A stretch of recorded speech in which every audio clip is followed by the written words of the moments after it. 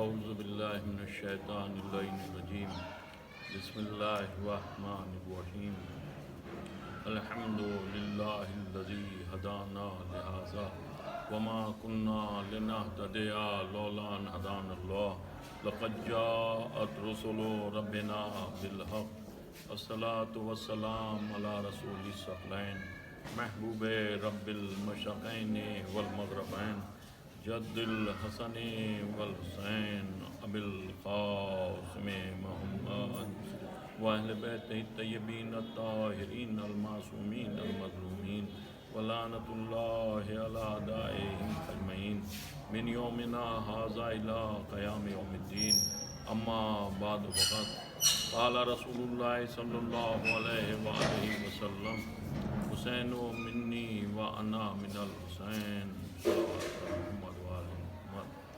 رسول اسلام کا ارشاد گرامی ہے کہ حسین مجھ سے ہے اور میں حسین سے ہوں۔ عزیزو، یہ بلند ارشاد ہے۔ رسول نے امام حسین کا نہ صرف تعارف کرایا بلکہ اپنا بھی تعارف کرایا۔ فرمایا کہ دیکھو، میں 1,24,000 انبیاء کا سردار ہوں اور میں اس حسین کا نانا ہوں اور وہ حسین میرا نواسا ہے۔ لیکن عزیزو، سوال یہ پیدا ہوتا ہے کہ امام حسین کے لیے جب رسول اسلام نے بیان کیا تو اس وقت امام حسین نے کوئی قربانی نہیں دی تھی یا کوئی امتحان نہیں دیا تھا، یا عزیزو کوئی اتنا بڑا کارنامہ انجام نہیں دیا تھا کہ جس کے لیے رسول اسلام امام حسین کا تعارف کراتے۔ رسول اسلام عزیزو ایک عظیم شخصیت کہ جو اپنی زندگی کے تمام مراحل حل کر چکے تھے، جو ذمہ داریاں پروردگار عالم نے آپ پر عائد کی تھیں وہ تمام کی تمام ذمہ داریاں آپ بخوبی انجام دے چکے تھے۔ شریعت پروردگار پہنچا چکے تھے، قرآن نازل ہو چکا تھا اور تمام ذمہ داریاں بخوبی انجام دے چکے تھے۔ لیکن اس کے ماسبق اور اس کے سامنے امام حسین کہ جنہوں نے ابھی دنیا میں قدم رکھا ہے، اب آپ کا سن مبارک 5 برس یا 6 برس کا، بس 11 ہجری تک آپ کا سن مبارک اتنا ہی تھا، اس سے زیادہ نہیں تھا۔ لیکن جو رسول نے بیان فرمایا کہ حسین مجھ سے ہے یا میں حسین سے ہوں، یا دیگر اور جتنے بھی اقوالات ذات پیغمبر کے شان امام حسین کے لیے ہیں، وہ سب کے سب اسی سن تک کے لیے ہیں، جبکہ امام حسین نے کوئی کارہائے نمایاں انجام ہی نہیں دیا، ابھی کوئی قربانی نہیں دی۔ یہاں تک کہ اگر دیکھا جائے جو چیزیں انسان پر واجب ہوتی ہیں ان کو بھی انجام نہیں دیا ہے۔ ابھی تو آپ آغوش میں بیٹھنے کے قابل ہیں، ابھی آپ عزیزو کھیلنے کے قابل ہیں۔ اس وقت رسول یہ کہہ رہے ہیں کہ حسین مجھ سے ہے یا میں حسین سے ہوں، یا پھر آپ کے اور بیانات ہیں کہ ھذا حسین فعرفوہ ہو، یہ میرا حسین ہے، اسے پہچانو۔ عزیزو، یہ ساری چیزیں پیغمبر اسلام نے اس سن میں انجام دی ہیں کہ جب آپ ساری ذمہ داریاں ادا کر چکے ہیں، عزیزو شریعت پہنچا چکے ہیں، دین پہنچا چکے ہیں، پیغام پہنچا چکے ہیں اور آپ کے آخری لمحات ہیں۔ اس وقت پیغمبر اسلام حسین کے لیے کہہ رہے ہیں کہ جب امام حسین نے ابھی کچھ نہیں کیا، اس کا مطلب یہ ہے کہ حسین خلق ہی حسین ہوئے، وہ نازل ہی حسین ہوئے، وہ پیدا ہی حسین ہوئے۔ عزیزو، جو کچھ بیان کیا، یہ زمانہ بڑا پرآشوب زمانہ چل رہا ہے کہ کورونا جیسی مصیبت اس دنیا میں آئی ہوئی ہے۔ ہر انسان، ہر قوم، ہر زمانہ یا ہر شخصیت اس سے متاثر ہو رہی ہے۔ اس سے بچنا لازم ہے۔ شریعت کے قانون کے مطابق اپنی جان کو بچانا واجب ہے، اور اپنی ہی نہیں دوسروں کی بھی جانوں کی حفاظت کرنا ہر انسان پر واجب ہوتا ہے۔ یہ شریعت محمدی کا قانون ہے۔ کوئی ایسے افعال یا ایسے فعل انجام نہیں دینے چاہیے کہ جس سے عزیزو دنیا متاثر ہو یا دنیا عزیزو کسی مصیبت میں مبتلا ہو۔ یہی شریعت کہی جاتی ہے اور یہی سچا مسلمان کہا جاتا ہے۔ امام حسین نے بھی کربلا میں جو قدم رکھا تو وہ یہی پیغام تھا کہ جب انسانیت کو یزید جیسا جانور نقصان پہنچانا چاہتا تھا یا دین اسلام کو یزید جیسا بھیڑیا اسے کھانا چاہتا تھا، تو امام حسین نے ساری مصیبتیں اپنے اوپر اوڑھ لیں اور انسانیت کو قیامت تک کے لیے برائیوں سے محفوظ کر دیا۔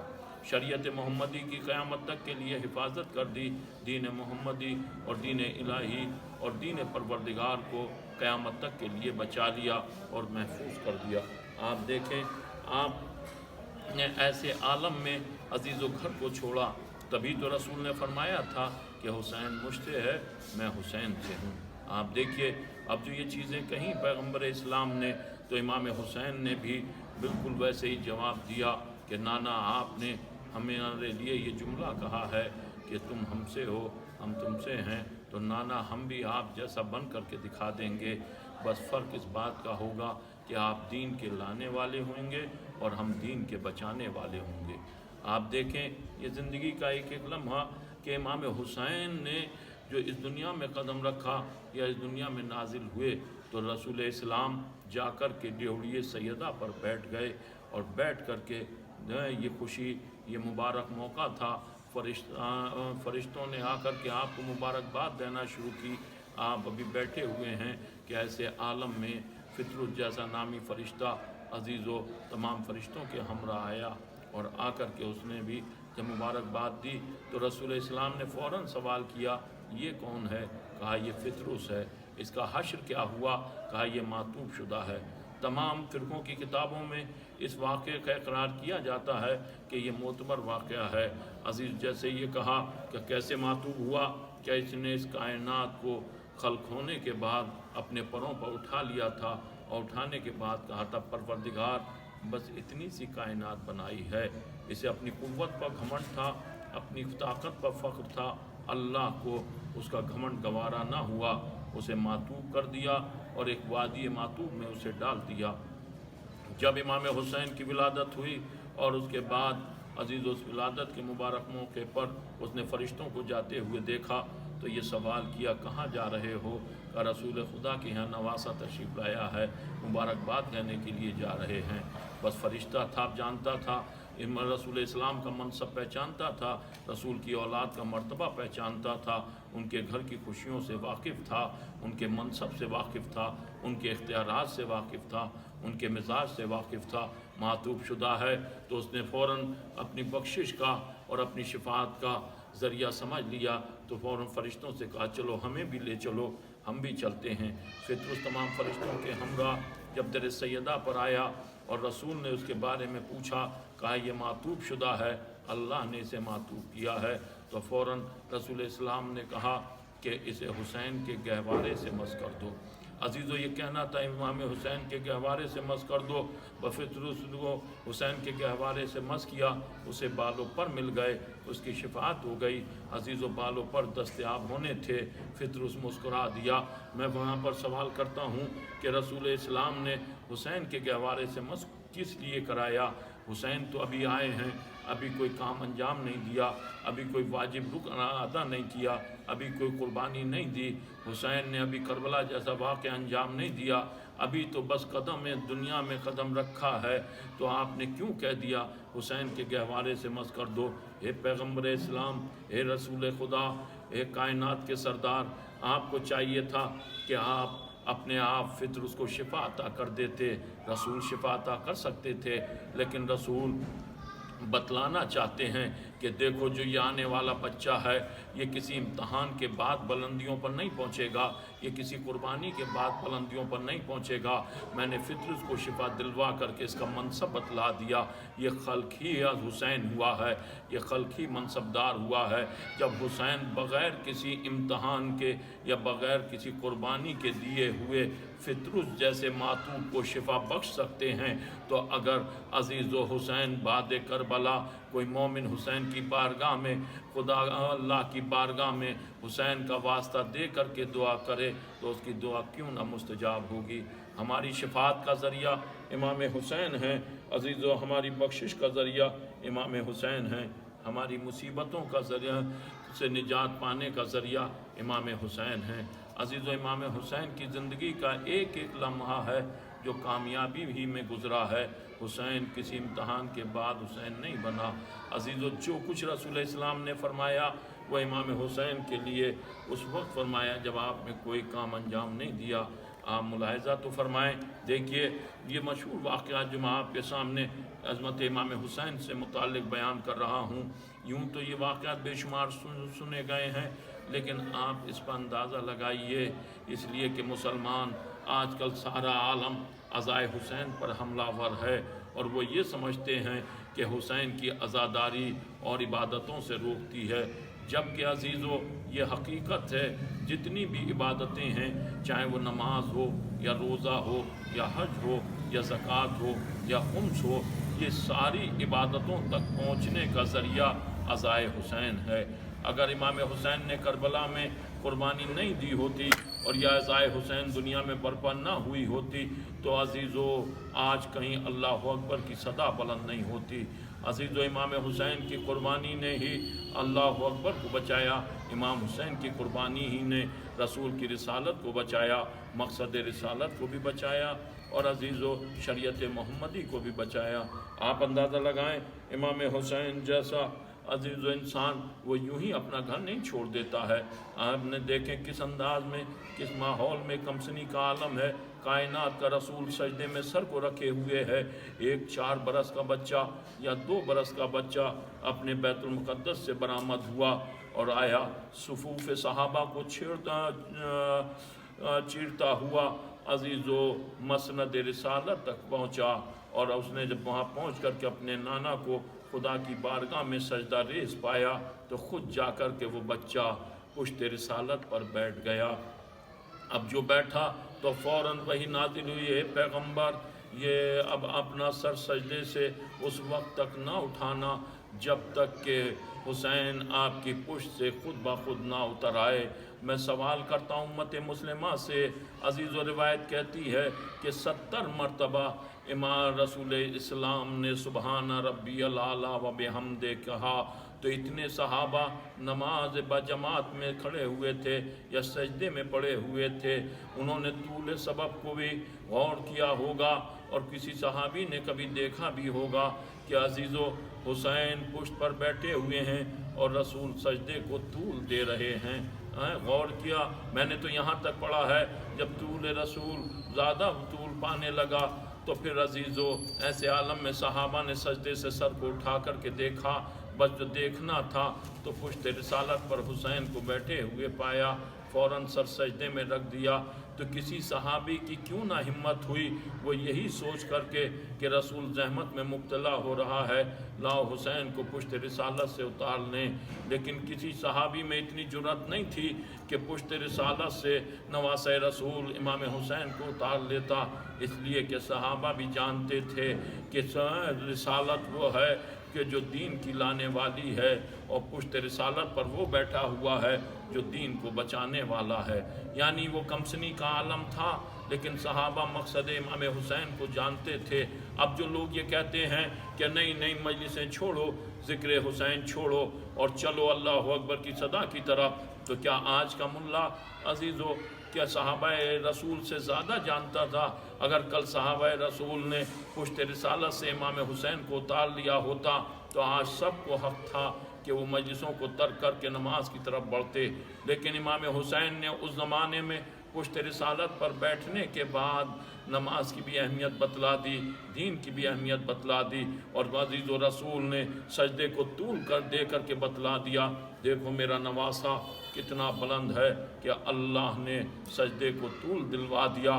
اب جو امام رسول سجدے کو طول دے رہے تھے تو عجب نہیں امام حسین نے مسکرا کر کے اپنے نانا سے کہا ہو، اے نانا آج آپ نے ہماری وجہ سے سجدے کو طول دیا ہے، تو نانا ہم بھی اس سجدے کی آبرو اس طریقے سے رکھیں گے کہ آپ نے تو سجدے سے سر خود اٹھایا، لیکن روز عاشورہ ہم جو سجدہ کریں گے تو وہ ابدی سجدہ ہوگا. ہم سجدے سے سر نہیں اٹھائیں گے، کوئی اور ہی ہمارے سر کو اٹھائے گا. امام حسین نے کربلا میں نمازوں کی حفاظت کر کے بتلا دیا، یہ شریعت، یہ دین، یہ عبادت میرے نانا نے پہنچائی ہے اور اس کے ہم محافظ ہیں. اسی دین کو بچانے کے لیے، اسی انسانیت کو بچانے کے لیے، اسی شریعت کو بچانے کے لیے امام حسین نے 28 رجب سن 60 ہجری کو اپنا پیارا وطن مدینہ چھوڑا. عزیزو اپنے احباب اپنے انصار، اپنے قرابت دار، اپنے رشتہ دار، اپنی مستورات، اپنی بیٹیاں، اپنی بھانجیاں، اپنی بہنیں، اپنی بھتیجیوں کو لے کر کے امام حسین عالم غربت میں حج کے ارادے سے مکہ مکرمہ کی طرف چلے۔ اب جو مکے پہنچے تو یزیدی سپاہیوں کو حجاج کے بھیس میں پایا، اور امام حسین نے ایسے عالم میں عزیز و 3 روز قبل حج کو عمرے سے بدل دیا، اور عالم غربت میں عزیز و خانہ کعبہ کا محافظ اور حج کا امانت دار عزیز و بغیر حج کیے ہوئے کربلا کی طرف چل دیا۔ راستے میں صحابہ رسول تعداد بڑھتی گئی، حسین کا قافلہ بڑھتا چلا گیا۔ 2 محرم کو والد کربلا ہوئے، عزیز و ایسے عالم غربت میں امام حسین والد کربلا ہوئے۔ خاک کربلا کو ہاتھ میں اٹھایا، سونگھا، محسوس کیا۔ روایت یہ کہتی ہے، مقتل میں یہ ملتا ہے کہ امام نے جب کربلا کی سرزمین پر قدم رکھا تو عزیز و جا کر کے ذوالجناح رک گیا، قدم آگے نہیں بڑھاتا، تو امام حسین نے 7 گھوڑے پے در پے تبدیل کیے اور کسی گھوڑے نے قدم آگے نہیں بڑھایا۔ تب جا کر کے امام حسین نے خاک کربلا کو ہاتھوں میں اٹھایا، اسے سونگھا، اور سونگھنے کے بعد اپنی بہن کے قریب لے گئے۔ جناب زینب نے مٹی کو ہاتھ میں لیا، کہا، فوراً بے ساختہ کہا، بھیا اس سے تو آپ کے لہو کی بو آ رہی ہے۔ امام نے جو قرب و جوار میں عزیز و لوگ بستیاں آباد تھیں وہاں کے لوگوں کو بلایا اور ان سے کہا، بتاؤ اس زمین کو کیا کہتے ہیں؟ کسی نے آ کر کے کہا اسے ماریا کہتے ہیں، کسی سے پوچھا تو اس نے کہا اسے قبطیہ کہتے ہیں، پھر کسی سے دریافت کیا تو اس نے کہا اسے نینوا کہتے ہیں، پھر کسی سے معلوم کیا تو اس نے بے ساختہ کہا اسے کرب و بلا کہتے ہیں۔ عزیزو بس یہ کہنا تھا۔ حسین نے ابو الفضل عباس سے کہا، سامان اتارا جائے۔ بنی اسد اور قریے والوں کو بلا کر کے کہا، ہم اس زمین کو خریدنا چاہتے ہیں۔ 60,000 درہم میں زمین کربلا کو خریدا، اس کا بینامہ علی اکبر کے نام کیا۔ عزیزو مربع روایت میں ملتی ہے کہ 13.5 کلومیٹر کا رقبہ امام حسین نے 60,000 درہم میں خریدا، اور خریدنے کے بعد تب عباس سے کہا، عباس یہاں قیام نصب کرو، یعنی امام حسین یہ فاطمہ کا لال، رسول کا نواسہ، علی کا لخت جگر، کسی غیر کی زمین میں قدم نہیں رکھتا یا کسی غیر کی زمین پر پڑاؤ نہیں ڈالتا۔ جب زمین کو خرید کر کے مباح کر لیا اور کرنے کے بعد تب امام حسین نے عزیز و وہاں قیام نصب کیے۔ اب عزیز و جب قیام نصب زمین خرید کر کے کیے تو عزیز و اب جو حکم آیا کہ حسین کے خیمے دریا کے کنارے سے ہٹائے جائیں، تو یہ ظالم و جابر حکومت تھی۔ عزیز و امام حسین نے ثابت کر دیا، ہم اپنی ملکیت میں ہیں اور ہمارے خیمے ہٹانا یہ حکومت کا ظلم ہے، اس لیے کہ کربلا ہماری ملکیت ہے۔ عزیز و روایتوں میں ملتا ہے امام حسین کو اپنی تدفین کا اتنا خیال تھا، بس چند جملے ہیں اور عبادت تمام ہے۔ عزیز و امام حسین نے بے ساختہ کہا بنی اسد کے جوانوں سے کہ دیکھو جب روز عاشورہ ہم شہید کر دیے جائیں تو ہمارے لاشیں پامال کر دیے جائیں تو تم آ کر کے ہمارے لاشوں کو دفنا دینا۔ لیکن اس کے بعد امام نے بنی اسد کی مستورات کو طلب کیا، وہ آئیں، اور جیسے ہی آئی امام نے کہا، اگر یزیدی فوج تمہارے جوانوں کو مقتل میں نہ آنے دے، ہمارے لاشوں کو نہ دفنانے دے، تو تم پانی بھرنے کے بہانے فرات پر آنا اور آ کر کے ہمارے لاشوں پر اپنی چادریں ڈال دینا۔ اور امام حسین نے یہ کہنے کے بعد پھر عزیزو بنی اسد کے بچوں کو طلب کیا اور طلب کر کے کہا ہے، اے بنی اسد کے بچوں، اگر یزیدی فوجیں تمہارے والدین کو ہمارے لاشوں پر نہ آنے دے، ہمارے جنازوں کو تدفین نہ کرنے دیں، تو تم کھیلنے کے بہانے آنا اور آ کر کے ہماری لاشوں پر ایک ایک مشت خاک ڈال دینا۔ حسین کی تمنا بن کر کے رہ گئی۔ روز عاشوراء جب حسین کا سر تن سے جدا ہوا تو الا قتل الحسین بے کربلا کی صدائیں بلند ہوئیں، لاشِ حسین کو پامال کر دیا گیا، بے گور و کفن خاک کربلا پر حسین کا لاشا پڑا رہا۔ جب عزیز و 11 محرم کو سید سجاد مقتل کی طرف سے گزارے گئے تو سید سجاد گریہ کرنے لگے۔ زینب نے سوال کیا، بیٹا کیا دیکھ رہی ہوں؟